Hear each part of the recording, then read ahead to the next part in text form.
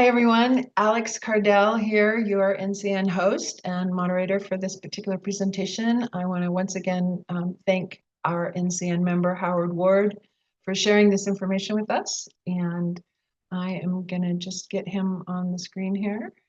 You're up. Okay, well, I also want to say thanks to you that are showing up here. I've done the problem with this information is it's really not very pleasant to look at. So it tends to lose participation as, as people go, okay, I've had enough doom and gloom, but so I'm really appreciative of those of you that have showed up. But because basically I feel in that rather certain that this is an existential crisis that's facing humanity. And I think and my feeling is it's best to have some kind of understanding of what's going on, so that you can figure out what you want to do in your own life or something. But I think it's incredibly serious, and I'm hoping to share that without depressing you too much. Anyway, so let me, I'll show my slides here. Okay, so I still have my same heading here, global warming and understanding this ecological polycrisis. So, but this is part 2, fossil fuels and population first. I wanted to show the connection between this population growth and fossil fuels, and then I want to touch on oceans and freshwater. And like I mentioned earlier, what John asked about, I'm going to touch on this, what's called degrowth in the next section. So I wanted to revisit this carbon pulse or something, that we're living in the fossil fuel age, and in this whole movement of growth in the size of the population, the size of the economy. This is all, I'm suggesting, related to this use of fossil fuels, but we're diminishing it fast with well, let me go on here. So again, this is where the growth of the population, I'm going to show, is directly related to this, discovery and use of fossil fuels. But it's a finite resource that's going to start becoming more expensive and diminishing. And I'm suggesting that the economy is going to contract, as that starts to diminish more. So let's move this out of the way here. So I want to start with this kind of thing I find really interesting here. This quote is, "The greatest shortcut of human race is our inability to understand the exponential function." So I want to look at this. This is exponential growth that we're dealing with. It's expanding more rapidly than we're aware of. So currently, like most industrial economies are looking for at least 2 or 3% growth. That's the projection for, like, the United States would like to grow at 3%. Okay, if we do that, if we're at 3% growth in 23.3 years, which is by 2047, the size of our economy now will be twice as big, just in that short amount of time. This is what's been happening. The size of the economy has been doubling, so. And then this last quote here: "The Global Footprint Network estimates that humanity is in 75% overshoot." So currently, the size of our economy, or the economies of the world, we're already we're shooting the capacity of the Earth to sustain human life. Now, you might ask, how is that happening? Well, we're using up the oil that the next generations could possibly use. The oil that we've been living on is not going to be available to the future generations, because we're literally using up the amount of oil that the future generations could use. So they're going to be without this because we're overusing it. We're using it at a rate that's not sustainable. So I wanted to, this is an interesting example of exponential growth. So this is a picture of Yankee Stadium. And so here's the experiment, or to imagine that Yankee Stadium is waterproof, okay? And what we're going to do is take one drop of water, and every minute we're going to double it. So it'll go to 2 drops, 4 drops, 8 drops, 16 drops. So it will keep going like now. And you're supposed to imagine that, where's my cursor? You're up here in this top level, but you're, handcuffed to your seat, okay? And you're wondering, how much time do I have before I'm underwater? I mean, I think I put this in the slide. Yeah, if waterproof, 1 drop of water. How long do you have until you're underwater? Does anybody have any guesses?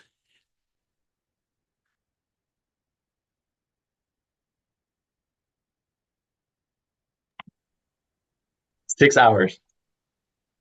Okay. Okay, well, that's good enough. So it's actually 50 minutes. It'd be at 12, we'd started at 12 o'clock. At 12:50, you'd be underwater. Now, here's the next question. See, and I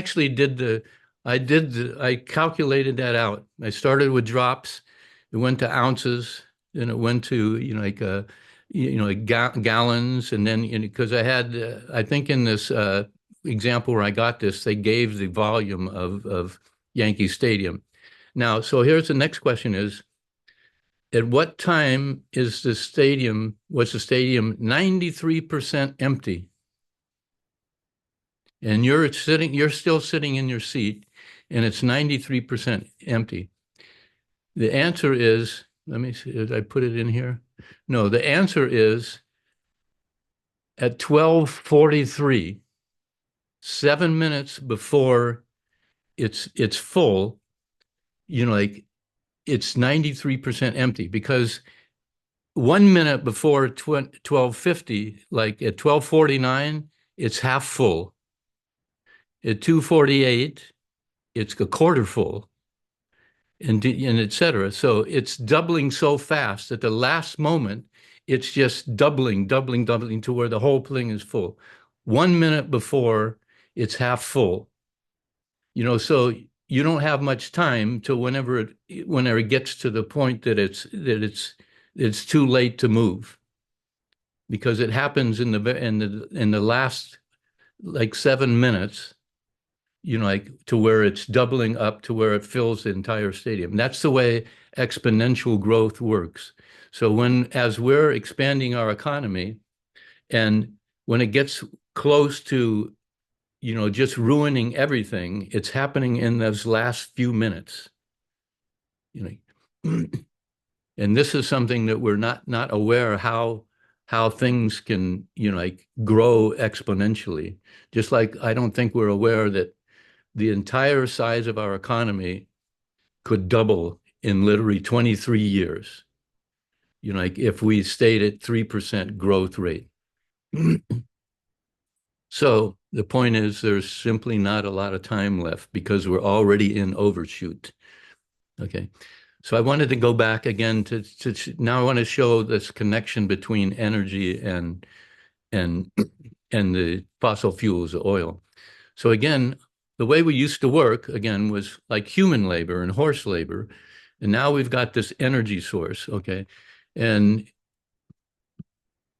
pay specific attention to this, that again, 1 barrel of oil is equal to 4.5 years of human labor, okay? So this is the way we used to do agriculture. Like it was human labor, picking all the crops and everything. And now this is the current state of the way that farming's done, okay? So what happens here is the labor costs. So the farmer now can do 4.5 years of human labor with 1 barrel of oil. So that means now the cost, his cost now is the differential between paying a human being, like I think I put in a slide here. So here's the situation. So if you had a human being, if you had to pay a human being to do this work, let's say you paid him $20 an hour, 40 hours a week, that's $800. And if you have $800 times 52 weeks, that's $41,600.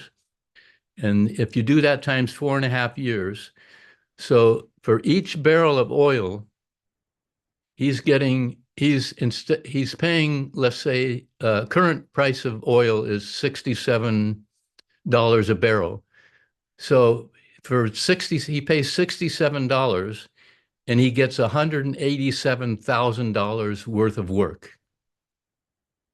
So now he can afford to pay higher wages to people because this differential between $67 and $187,000, he's making that much more profit when he's selling his crops.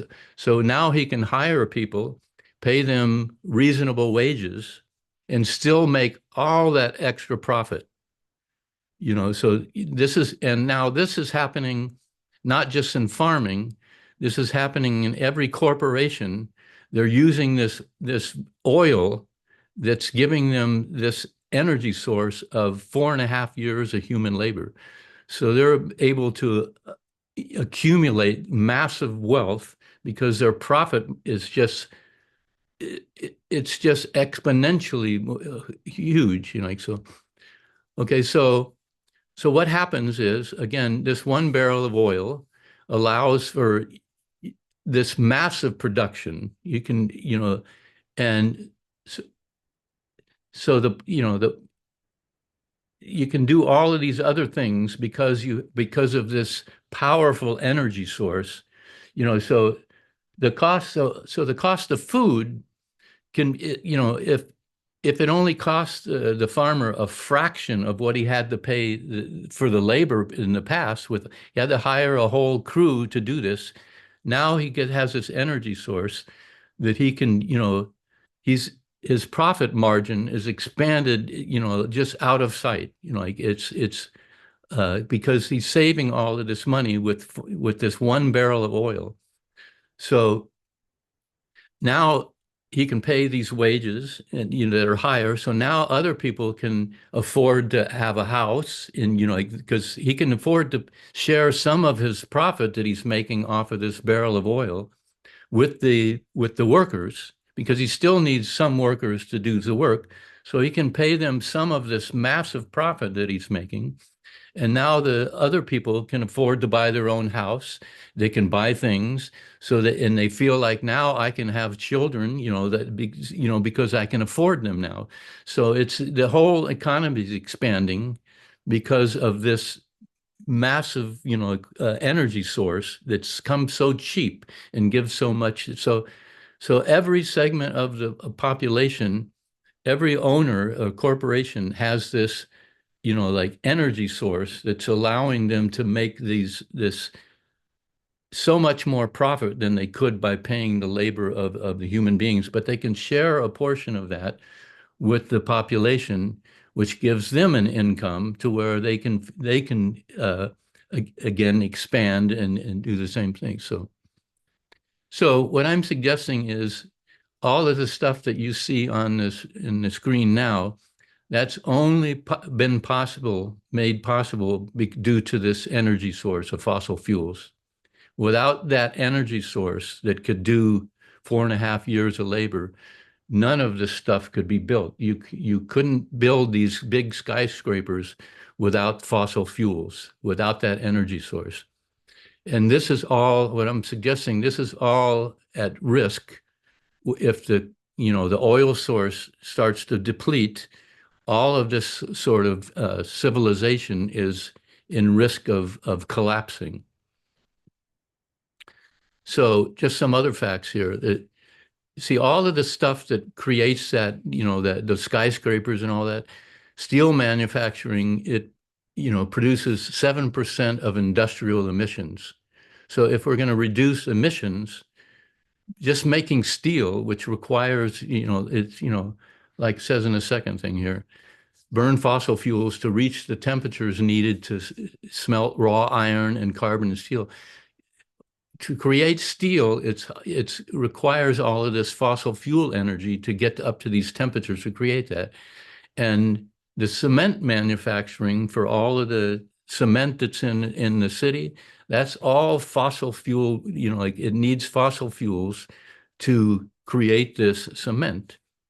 And what's going on in our government here is we have some people pushing for this green revolution, well, actually, that's another interesting, there was a green revolution around 1970 where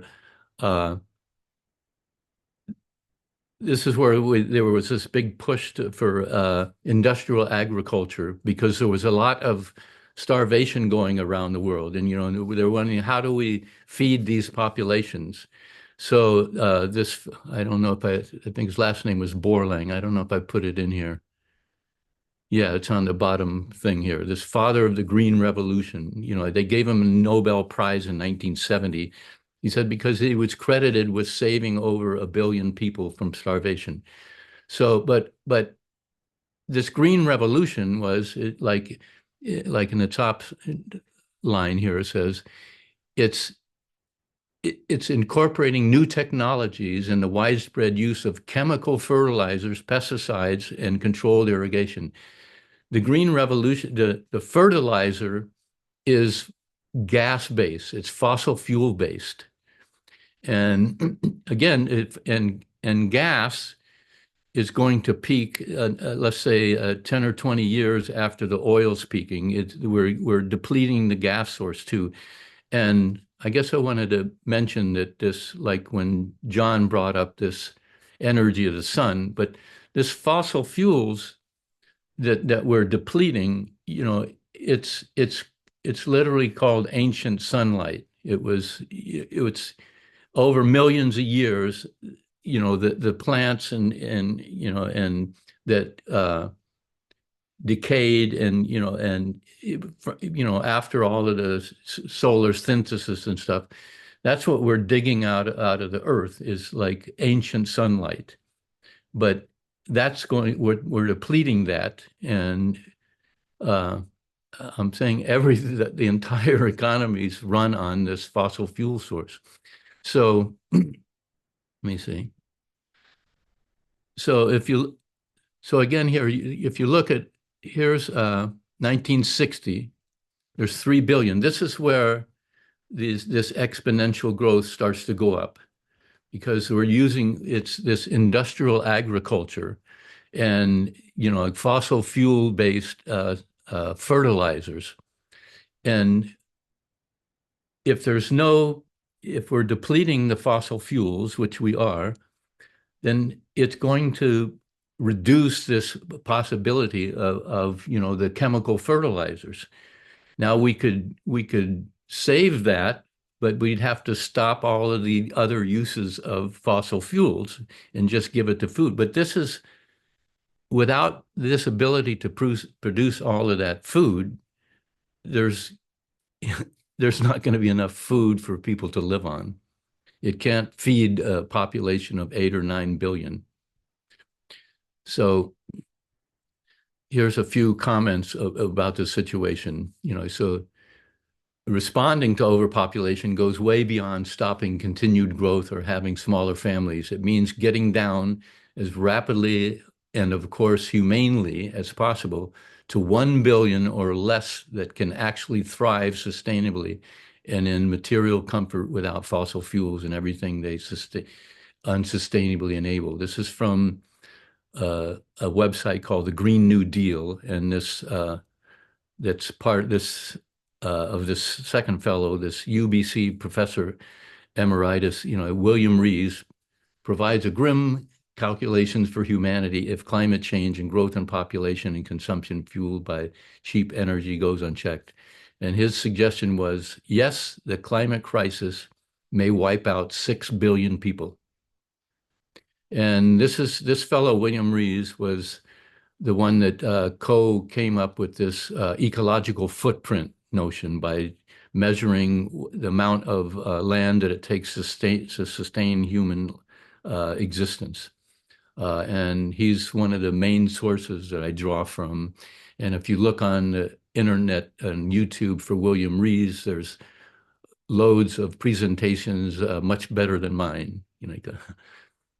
So that's my energy thing to suggest that if the more you look around, you're going to discover the whole economy and this expansion and growth is dependent on this resource of fossil fuels that's not renewable. We're depleting it, and just like it went up exponentially, it can go down the opposite way. And I'm suggesting we need to be aware of this and start to becoming resilient in our own lives and in our communities. So now a bit about oceans and fresh water. I'm trying to share things that I don't think are being reported in the mainstream media, that you're not getting this information. So there's one of the issues that they're talking about is ocean acidification.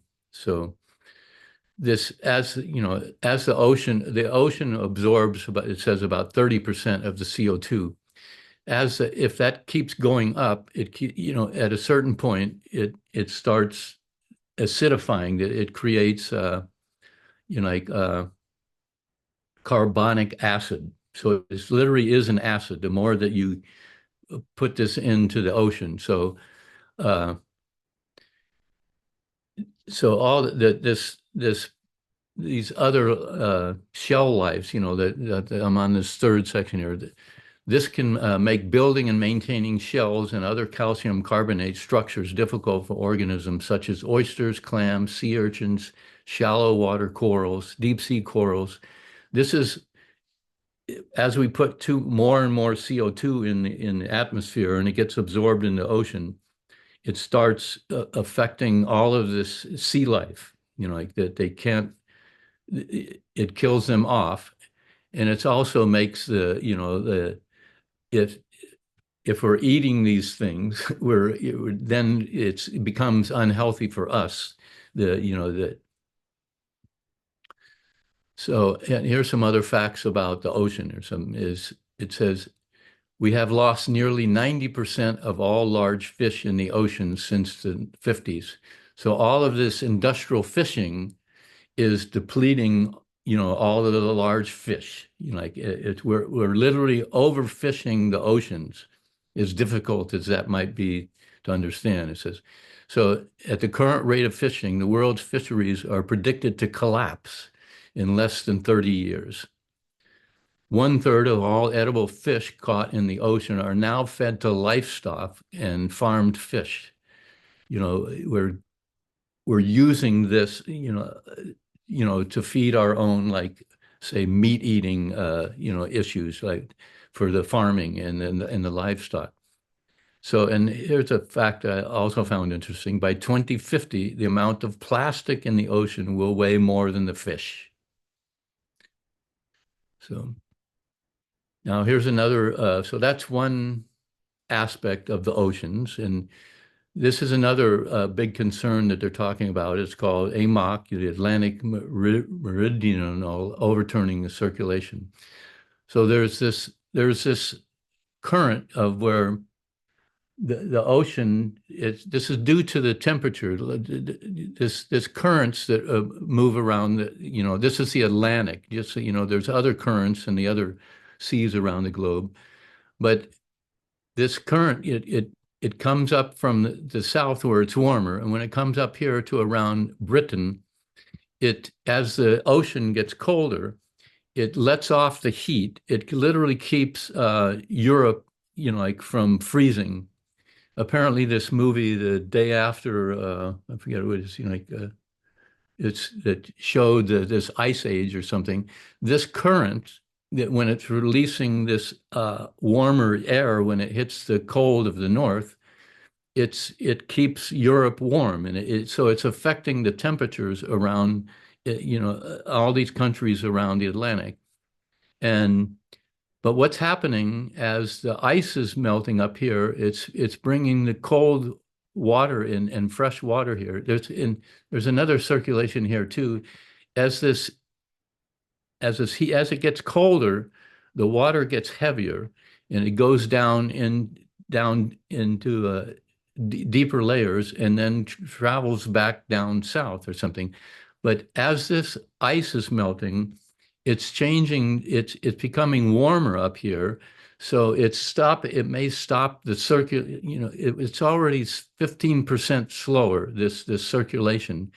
And if this circulation stops, it can affect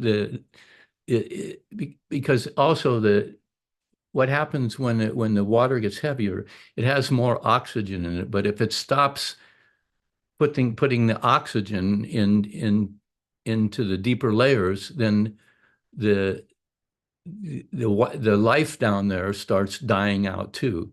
So there's a lot of concern that this. So I'll read a couple of these things. Actually, I talked about it. So, well, actually, that's all the stuff I was just talking about. So I'll just read this last one. It says, this particular conveyor belt carrying stuff down below is taking the oxygen necessary to keep marine communities on the deep sea and in midwater alive. When this current stops, oxygen no longer makes it to the bottom. The worst case of this happening coincides with some of the greatest mass extinctions in history. So there's a lot of concern for this AMOC that it could slow down or collapse, which would possibly lead to some mass extinction. So now I want to look at fresh water. This is this Ogallala aquifer is underneath all of these states here in the Midwest. It's the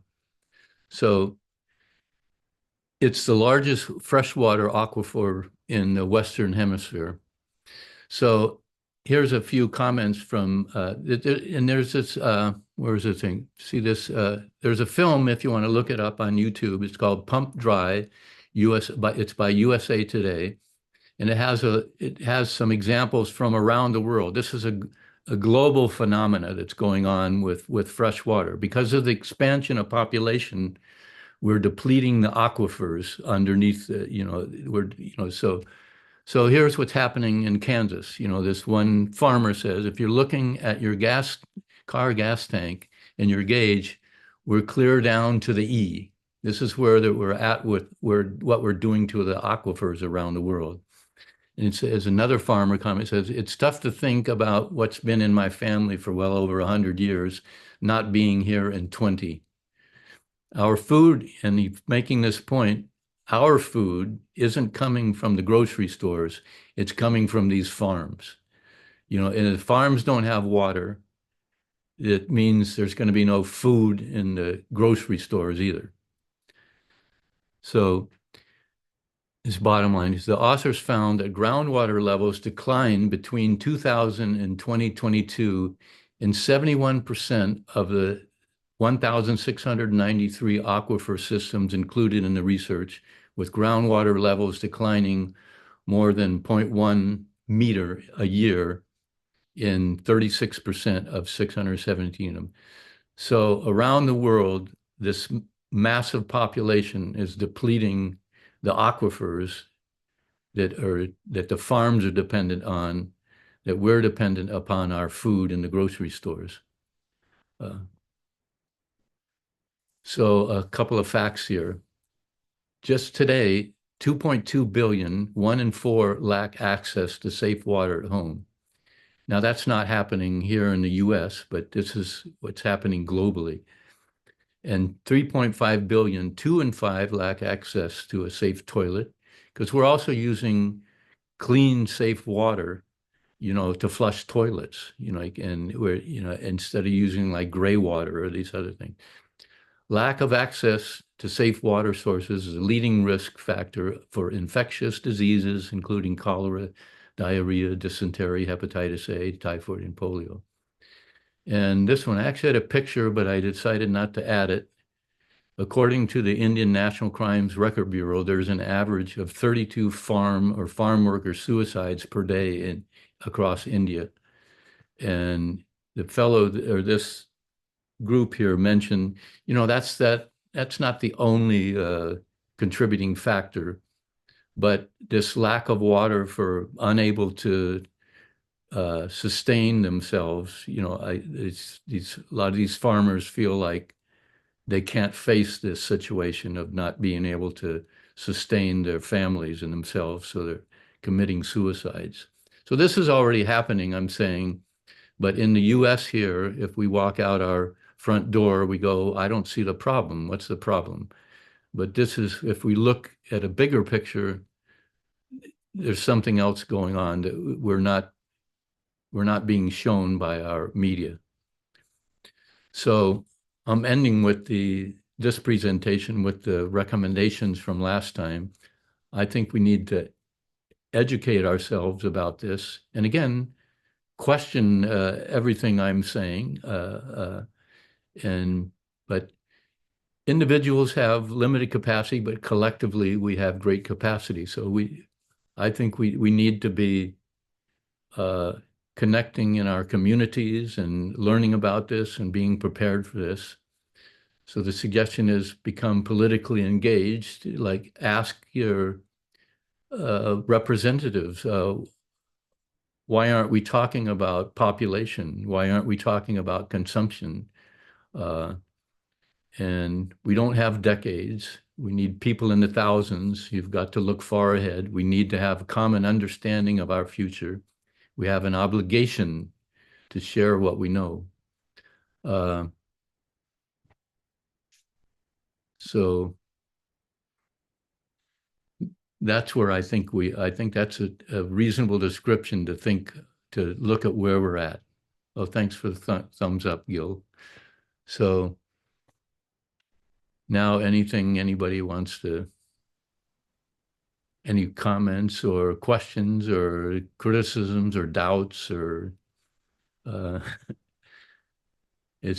all in this together. So I really, just, go ahead.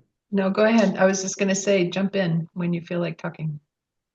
I really appreciate the information that you put together, Howard, and I agree completely that the first step is awareness. First step for any kind of problem address. And things are going to work out. It just may not be the way we want it to work out for ourselves and for our children and our children's children. And you drove it home very, very well that these are questions right now, not for the future, but they are right now questions. Thank you for putting together a lot of good information to help with that awareness. Thank you.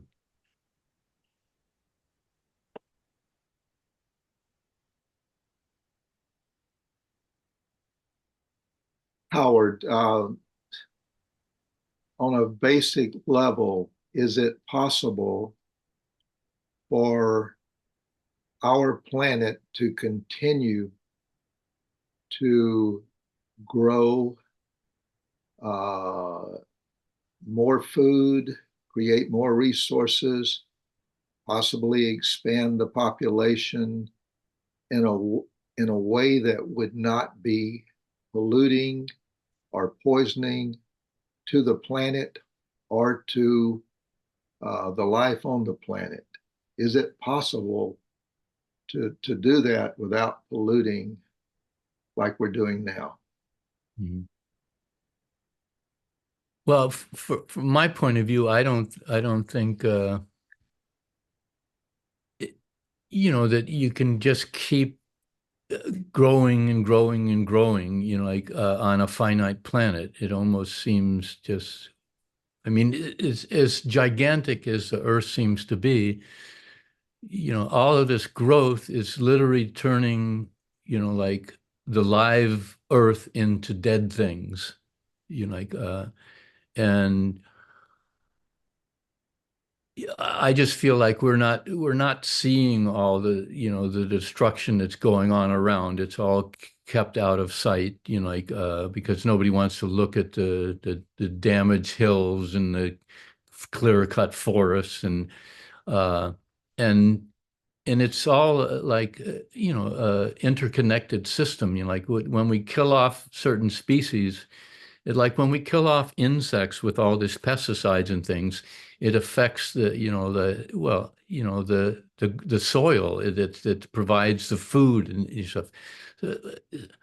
I'm saying I literally feel like well, when this fossil fuels get depleted, I mean, we can come up with some. Apparently, there's no energy source that's as potent and available and transportable as oil. I mean, and all these things like hydrogen are dependent upon fossil fuels to create the hydrogen. Like, and we can find nothing's that they know of. They talk about fusion and all this other stuff again, but that's not.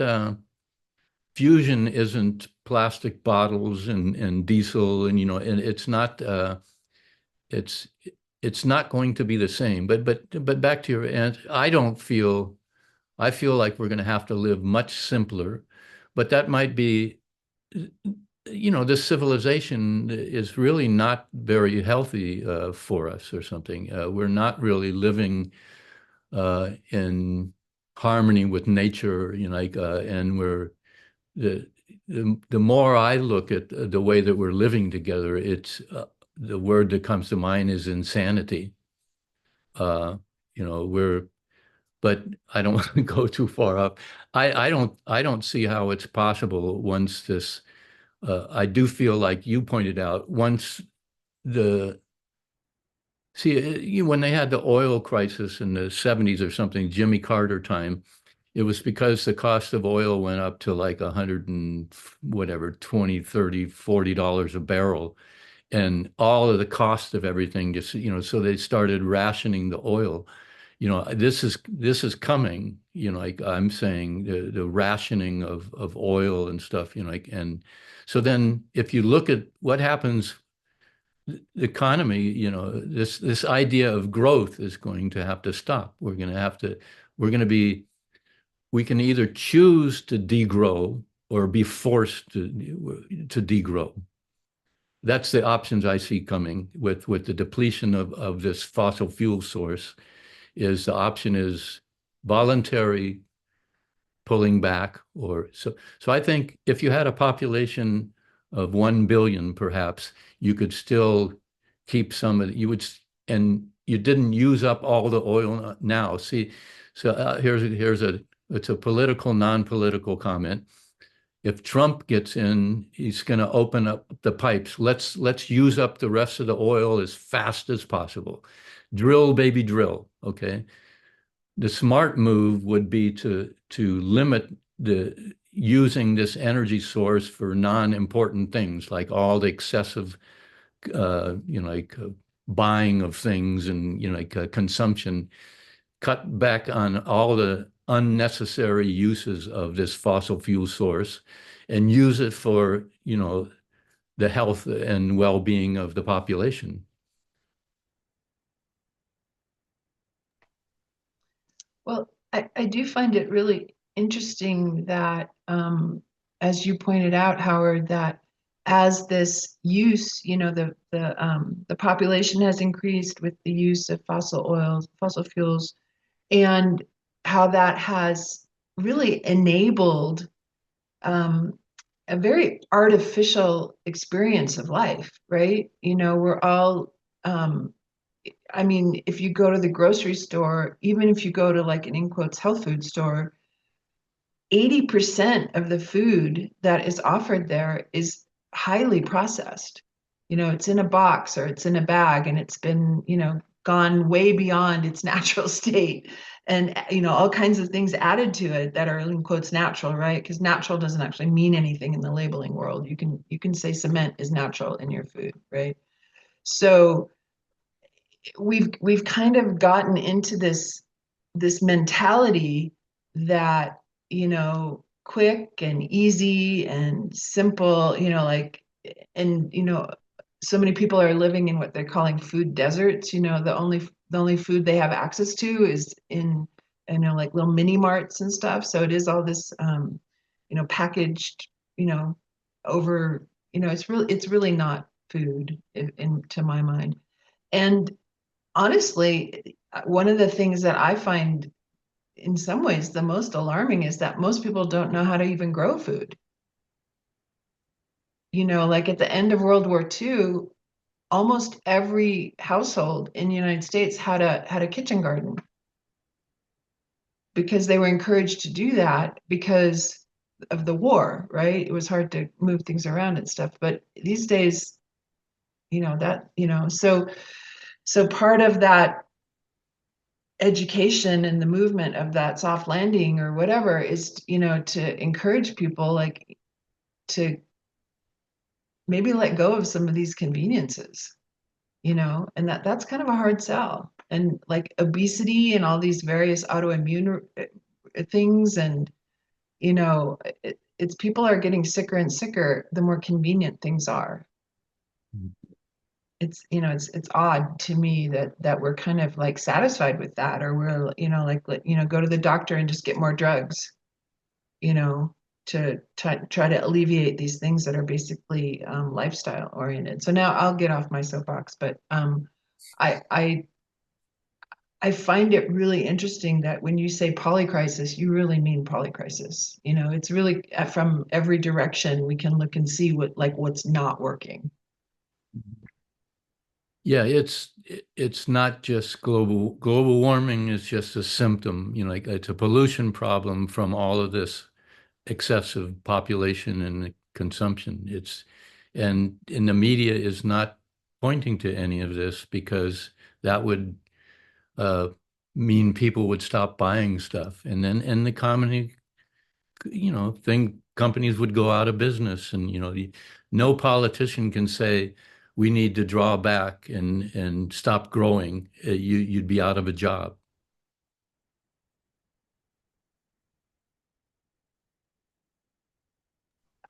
I just thought of there's actually it's attributed to being a Chinese curse, but the curse is may you live in interesting times. Which is kind of a backwards way of saying, like these times are very interesting, but they're also really concerning at the same time, right? But see, I don't know if I touched on it last time, but the upside of this is, we could create a different culture.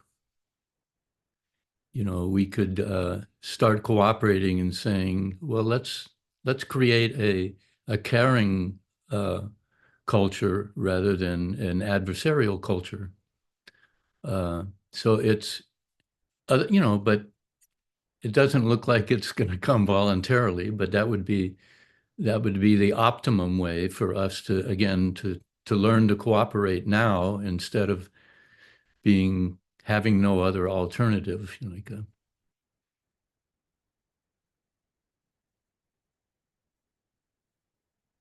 I just wanted to thank you, Howard, for all your work and all your information. I feel more informed, and I wanted to ask a question, but it's coming from, I don't have as much knowledge as you do. Our islands, I'm really interested in the water aspect. Do you think islands could be like what's the word? Sort of presage what might happen? I was thinking about the fires in Maui, which were actually attributed to not enough water due to the tourist economy, and that that's why the land was so dry, and it was also impacting their ability to grow crops. And so islands are an example of limited space, limited resources that have to be shipped in, obviously, a lot of them. And I just wonder if there's anything to that. Just like we have this huge continent, and it seems like there's a lot of empty space where things could be grown. And I just wonder if that's sort of like I can't think of the word, but presaging an island, sort of showing what happens within that more limited space. And yet the population can get huge because of tourism. Yeah, well, it looks like that's kind of like even that sort of looks like what's happening everywhere. I mean, if each area of the U.S. is kind of like an island too, or something. And it's like what you said. There's, I think we all know there are things like the Nestle company or any of these big companies they're going in and using that groundwater, that for the survival of the population. And plus we have all of this toxics going on that, this fertilizer is running off and polluting the groundwaters. It isn't just the consumption, it's also the toxics, which I think I was going to touch on toxics next time. But yeah, there's only so much, like fresh water available. There's, all of these ideas of, like desalination and which are really, really, really expensive, and again, that would be dependent upon fossil fuels to, to desalinate. And yeah, this is the with this exponential growth, exponentially using up the groundwater, all the and just this, it's really the earth is finite. It's not there's a limited amount of fresh water, and it takes a long time to recuperate. But actually, I was watching a Vandana Shiva video about growing more sustainably, to where, see, when you have agriculture separate from the food that goes into the city, the waste or the food that isn't used, it would normally go back into the soil, but now it's separated and just goes into the trash. So your soil doesn't get the nutrients back into it. It's recycling in its local area. It takes the food away from the farm, and so the nutrients that could come back aren't there in the soil, and because our soil's being depleted and the nutritional value of things in it. But yeah, there's only so much fresh water available, and the way that we're doing farming now doesn't enable it to replenish itself. So, and it can't sustain 8 billion people consuming at this rate. I just want to say that, Go ahead. that graph of the carbon poles, I think that's very revealing. And in my mind, I compare us humans to fruit flies in that exponential growth example. It's like giving a bunch of food to fruit flies.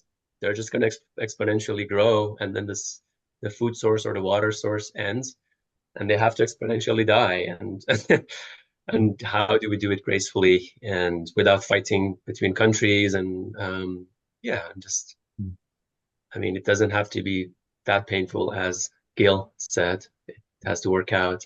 And we have, of course, other things. I mean, usually models are not as simplistic. There are other factors that come in, and new equilibriums can form, or who knows, new sources of energy or whatever. But yeah, that's thank you so much for this presentation and showing us that problem of overpopulation and overconsumption. Thank you. No, thank you. We're real quick, John. I just want to mention, yes, we're behaving like every other animal, so we're consuming up our food sources, but we actually seem to be the only animal species that has this capacity to imagine that this isn't sustainable. We're able to step back and go, wait a minute, this doesn't this isn't going to work, like, so we could change. Other animals just keep doing their thing, but we do have this capacity to see this isn't sustainable. Now, what do we do? But sorry, go ahead, John. I do see some positive trends, and I'll just mention one. I'm sure you've all seen these mixed use construction projects, which have some of the characteristics of sustainable communities. Here in Rome, they're building downtown a mixed use project. And on the ground floor will be the retail, the offices where people can purchase what they need and work as they need to. On upper floors will be the residences. There's something very beneficial, and I've recently moved out of a single family house, so I know what that feels like. There's something very beneficial, particularly when like-minded individuals choose to all move in together. When I moved into this retirement community that's built on a college property, one of my former classmates, who's now 54 years older than she was when she was 18, she met me at the door and said, "John, you're going to love living here in this large building. It's like moving back into the dormitory, except the rooms are a lot nicer here." And sure enough, there's all of that social engagement. But to your point, Howard, we're heating one building. We're maintaining one large building, cooling one building. Outside, rather than all of us owning our own lawnmower and our own clippers and all of that, we've got a centralized kitchen. By the way, this is not a commune. This is a bunch of hippies. It's a senior living community. But I'll stop with this. There are positive trends related to this mixed use kind of development, often spearheaded by young people who want to live, work, play, and consume all in the same spot using their legs and their bicycles. A lot of the young people can't understand driving that big gasoline guzzler, get this, that you pay $50,000 for, that depreciates over the next 8 to 10 years down to nothing.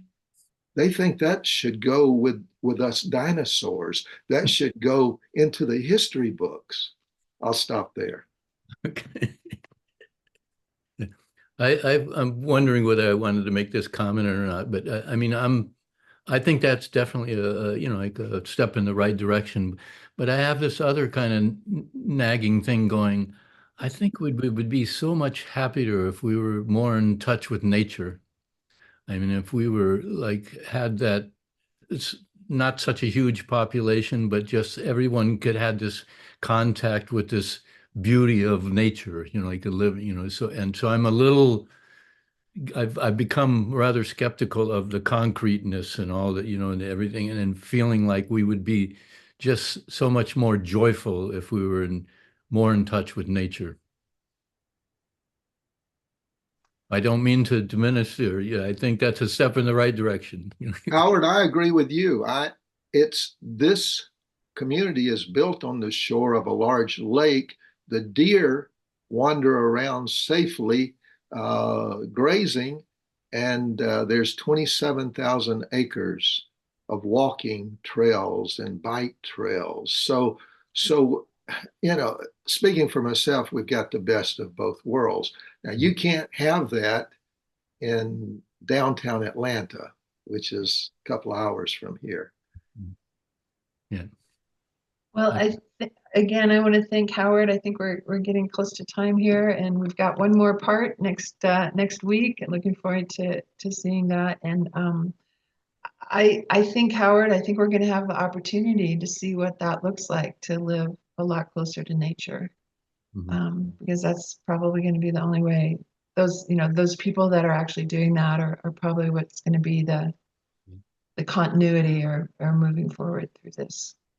Yeah, I just want to say, this is the contrary to if we just keep overpopulating, like what did, I forgot the figure Elon Musk had, I don't know, 100 billion or something. I mean, where it's going to deplete all that nature. I mean, can we stop destroying the ecosystem so we leave some of this beauty there? And so that's the issue with, if you keep populating, something's got to be displaced. Right. And it looks like nature, so.